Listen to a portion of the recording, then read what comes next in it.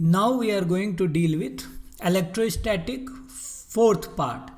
और यहाँ पर जो हम देखेंगे वो है capacitance and Van de Graaff generator. Van de Graaff generator CBSE 12 से निकल चुका है, बट स्टिल बहुत इंपॉर्टेंट इससे कुछ कंक्लूजन्स निकलते हैं। बट एनीवेज ये जो फोर्थ पार्ट है इसे भी हम दो पार्ट में देखेंगे। आज हम कवर करेंगे 1 to 5 topic, that is behaviour of conductor in electrostatic field, electrical capacitance, third principle of capacitance, fourth capacitance of a parallel plate capacitor, fifth series and parallel combination of capacitor. और हम इन दोनों को भी यहाँ पर try करेंगे include करने का, that is energy stored in capacitor, energy density, और energy stored in series and parallel combination of capacitor.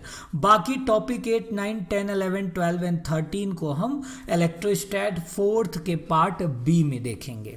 ठीक है, तो लेट अस स्टार्ट। सबसे पहले हमारे पास है पहला ही topic, behaviour of conductors in the electrostatic field. तो अभी तक हमने जितने वीडियो लेक्चर्स देखे उससे हम ये चीज़ बहुत क्लियर हो गया होगा कि इलेक्ट्रोस्टैटिक फील्ड होता क्या है, इसकी प्रॉपर्टीज़ क्या है, ये कहाँ से कहाँ की तरफ डायरेक्ट होता है। ठीक है, तो हम यहाँ पर अब अगले पार्ट पे चले गए हैं, दैट इज हमारे पास अब डिवाइस के थ्रू या कोई किसी भी पॉसिबिलिटी वेरियस केसेस को हम लेके इसको डिटेल में जाने वाले हैं। तो पहला हम देखेंगे कि अगर आपके पास कोई एरिया, आप यहाँ पर देखो, कोई आपके पास कंडक्टर है और उसको हम किसी एक्सटर्नल फील्ड में रखते हैं। देखो यूनिफॉर्म है, लाइन आपने देखा यूनिफॉर्मिटी को दिखा रहा है। ठीक है, यूनिफॉर्म में अगर हम रखते हैं तो क्या होता है, तो आप देखो, आप सभी को पता है किसी भी कंडक्टर के अंदर चार्जेस होते हैं but equal number of electron होते हैं, और वो इक्वल नंबर ऑफ प्रोटॉन के, यानी कि इलेक्ट्रॉन और प्रोटॉन के नंबर्स क्या होते हैं, बराबर होते हैं।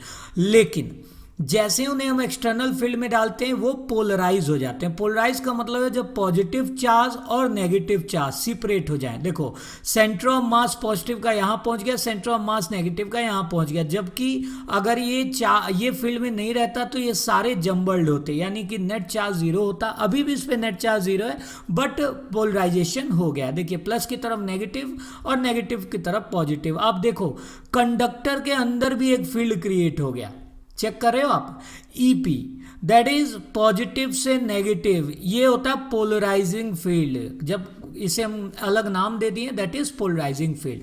आप देखो नेट अभी भी जीरो है, रिमेंबर, क्योंकि नेट चार्ज अभी भी इसमें चार्ज नहीं हुआ है, बस सेपरेशन हुआ है। ठीक है, तो यहां पर आप देखो net electric field intensity in interior of conductor is zero. अभी बताया चार्ज अभी भी आया नहीं है क्योंकि न्यूट्रल है, अभी भी पॉजिटिव जितने उतने ही नेगेटिव है, बट हाँ एक सेपरेशन आ गया, एक एक्स्ट्रा फील्ड, ये उसके कॉन्ट्रडिक्शन में, यानी एक्सटर्नल जो आपने दिया उसके में ये एक फील्ड क्रिएट किए हैं बट नेट अभी भी जीरो है।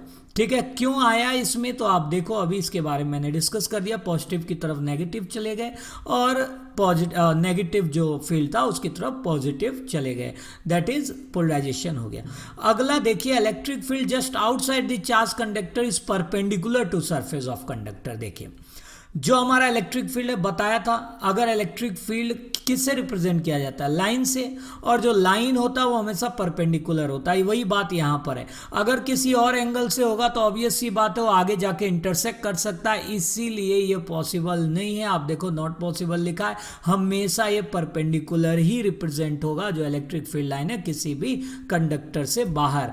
अगला देखिए, net charge in the interior is zero, ये सेपरेट ही हुए हैं, बस देखिए माइनस और प्लस बस सेपरेट हुए हैं बट स्टिल टोटल नंबर क्या है, जितना प्लस है उतना ही माइनस है, तो नेट चार्ज इनका है ही नहीं, जीरो। इसीलिए फील्ड इनसाइड जो इंटीरियर कंडक्टर हो क्या होता है, जीरो होता है, और because charge is zero. Fourth देखो, चार्ज हमेशा सरफेस पे ही आते हैं। देखिए देख रहे हो, अगर कोई भी चार्ज बॉडी बनती है तो कहां पर आएगी, सरफेस पे ही वो फैलेगी, और वो भी कैसा, कॉन्टिन्यूअस चार्ज डिस्ट्रीब्यूशन होता है।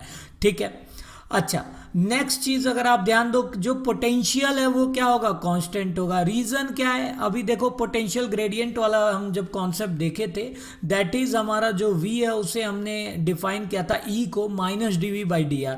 अब अगर मैथ का इंटीग्रेशन और डिफरेंशिएशन क्लियर है तो आप एक चीज देख रहे हो, अभी प्रूव कर दिए, जब e आपका जीरो होगा, ई जीरो कब होगा, जब v आपका कांस्टेंट होगा, क्योंकि किसी भी कांस्टेंट का डिफरेंशिएशन जीरो होता है। Since e equal to -dv/dr और e जीरो अंदर, यानी v मस्ट बी कांस्टेंट, तभी जीरो आ सकता है। अगला देखिए, 6 सरफेस चार्ज में भी डिफरेंट है। डिफरेंट देखिए, अभी हमने कॉन्टिन्यूस चार्ज डिस्ट्रीब्यूशन देखा, लेकिन ये उसका अपर केस है। अब इसको हम कोरोना डिस्चार्ज इफेक्ट भी बोलते हैं। देखो, जितना ज़्यादा पॉइंटेड सरफेस होगा उतना एरिया वहाँ कम होगा, एरिया कम होगा तो चार्ज डेंसिटी वहाँ बढ़ जाएगी, चार्ज डेंसिटी जहाँ बढ़ जाएगी वहाँ से चार्ज निकलने के चांसेस ज़्यादा होते हैं। यहाँ पर मैं एक चीज़ इंक्लूड करूँगा, कई बार क्वेश्चंस आते हैं, आपने देखा होगा, अगर आपके पास वायर है उसमें से चार्जेस नहीं निकलता है, लेकिन अगर वो वायर टूट जाता है, आप देखो कभी भी स्ट्रीट लाइटिंग में देखो, अगर वायर टूटा होता है तो उसमें से चिंगारी चार्जेस निकलते हैं। क्यों निकलते हैं, क्योंकि वो वायर टूटता कैसे, वो एकदम पतला हो जाता है, पतला होने मतलब हीट के बाद पतला हो जाता है, पतला के बाद वो टूटता है।